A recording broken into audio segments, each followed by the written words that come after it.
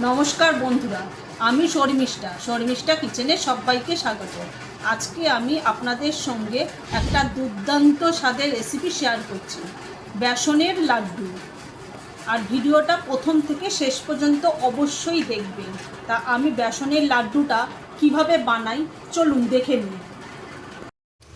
বেসনের লাড্ডুর জন্য আমি এখানে 1 বাটি বেসন নিয়ে নিয়েছি, আর এখানে 1 বাটি চিনিটাকে আমি গুঁড়ো করে নিয়েছি।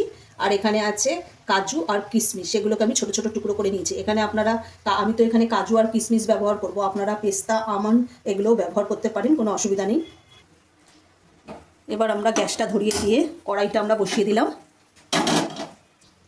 আমি কড়াইয়ের মধ্যে বেসনটা দিয়ে দেবো, আর বেসনটা আমি 3-4 মিনিট ভালোভাবে ভেজে নেব। বেসনটা আমি ভালোভাবে নেড়ে নেব ভালোভাবে, কেন নিচে লেগে যেতে পারে, সেজন্য আমি ভালো করে নাড়বো। আর 3-4 মিনিট এইভাবেই নেড়ে আমি ভেজে নেব বেসনটাকে। আমি বেসনটাকে 3-4 মিনিট শুকনো খোলায় আমি ভেজে নিলাম এটাকে। এবার আমি এর মধ্যে 3 চামচ ঘি দেব।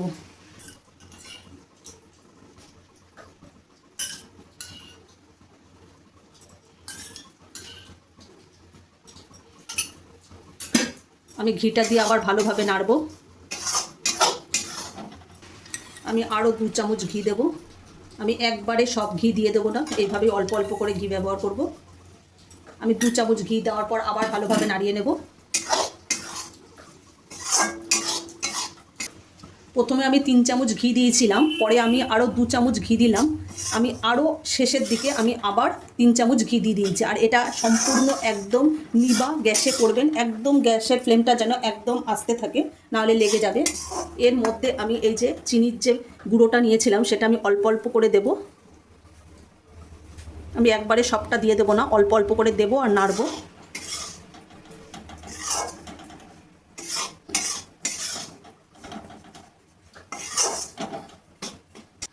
আমি আবার অল্প কিছু চিনির গুঁড়ো দিয়ে দেবো এখানে, দিয়ে আমি আবার ভালোভাবে নেড়ে নেব।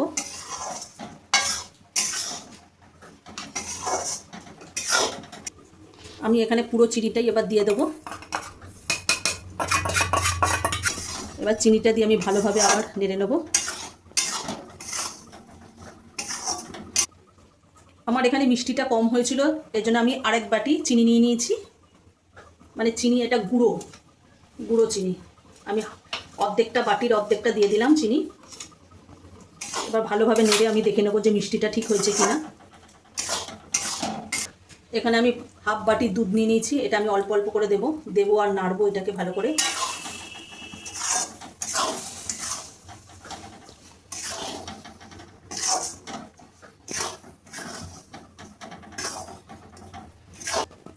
দেখুন আমার একেবারে রেডি হয়ে গেছে। এবার আমি এটা নামিয়ে ঠান্ডা করে নেব।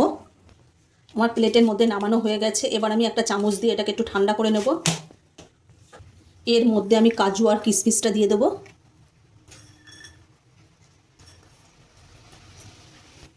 এবার চামচ দিয়ে আমি এটা মিক্সড করে নেব, আর ঠান্ডাও হয়ে যাবে। এই মিক্সড করতে করতে এটা ঠান্ডা হয়ে যাবে। আমি একটু হাত দিয়ে ভালো করে এটাকে মিক্সড করে নেব। হাত দিয়ে একটু প্রেস করে দিলে এটা জিনিসটা খেতেও খুব ভালো লাগবে। আর আমি একটুখানি ঘি দিয়ে নিয়েছি, ঘি দিয়ে ভালো করে এটা এইভাবে আমি চেপে চেপে একটু মিক্সড করে নিচ্ছি। আমার সুন্দরভাবে মাখা হয়ে গেছে। দেখুন আমি একটা লেচিও করে নিয়েছি। দেখুন আমার বেসনের লাড্ডু একেবারে রেডি। দেখুন দেখুন কত সুন্দর হয়েছে। ঠান্ডা হওয়ার পর আরও সুন্দর লাগবে। আমি হাতে একটু ঘি মাখিয়ে নিচ্ছি, নিয়ে আমি এবার গোল গোল করে নিচ্ছি লাড্ডুর মতো। দেখুন একবার অবশ্যই এইভাবে বাড়িতে বানিয়ে খেয়ে দেখবেন। আমার বেসনের লাড্ডু একেবারে রেডি। দেখুন কত সুন্দর হয়েছে। তাহলে একবার এইভাবে অবশ্যই বাড়িতে বানিয়ে খেয়ে দেখুন, আর কেমন লাগলো অবশ্যই জানাবেন। আজকে যদি আমাদের এই বেসনের লাড্ডু রেসিপিটা যদি ভালো লেগে থাকে তাহলে লাইক, কমেন্ট, শেয়ার এবং সাবস্ক্রাইব করতে ভুলবেন না। আর অবশ্যই বাড়িতে বানিয়ে খেয়ে দেখবেন।